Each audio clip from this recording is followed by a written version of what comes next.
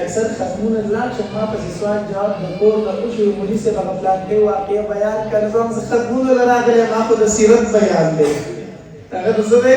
د سیرت بیان دی خو د محل د موضوع مطابق خبره کول غواړي که نه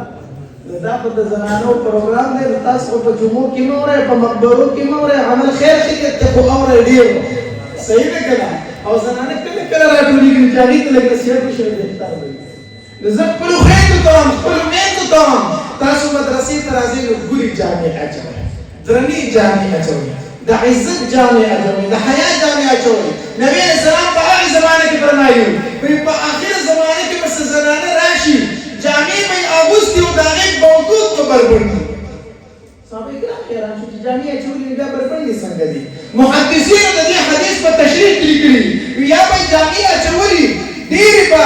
لنډې او تنګې وي یا به یې جامې اچولې وي دومره نرۍ به وي چې بدن به یې ښکاري یا به یې جامې اچولې وي نوې جامې به یې اچولې وي کمیس به یې اغوستی خو نستوڼي به پورې نه وي نبي علیه السلام فرمایلي چې جامې به یې اغوستې او د هغې موجود به بربنډي نبي علیه السلام داسې نه وفرمایلي چې دا ښځې جهنمیانې دي داسې نه وویلي بلکې نبي علیه السلام فرمایلي وي په دغې ښځو باندې د جنت بوی حرام دی د جنت بوی به د ډېر لرې لرې پورې شي د جنت بوی په حرام دی ما وی چې کومې ښځې د مونځ پابندي کوي زما ډېرې خویندې به داسې وایي مولي صاحب الحمدلله مونږ خو مونځ کوو علما ناستې تپوس ته وکړ د کومې ښځې په سر چې داسې لپټه وه چې په هغې کې ویښته ښکارېدل د هغې مونځ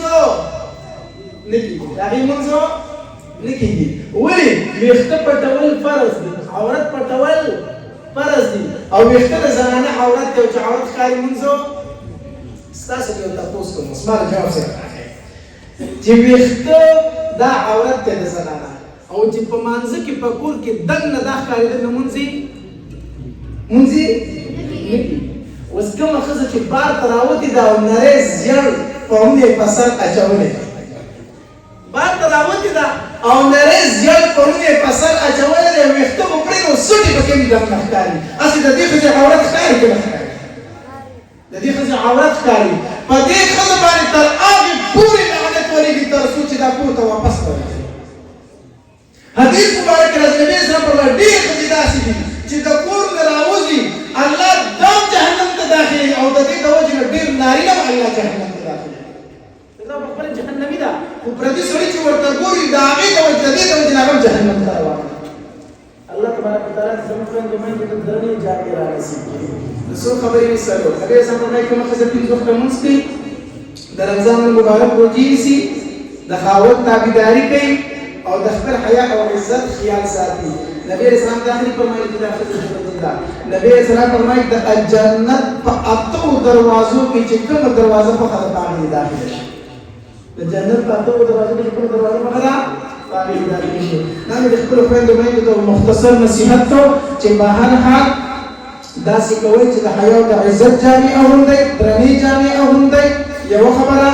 دویمه خبره درته دا کومه چې ما د مولي صاحب په مدرسه کې بره اوس لمونځ وکړو ما د ماسپښین لمونځ مولي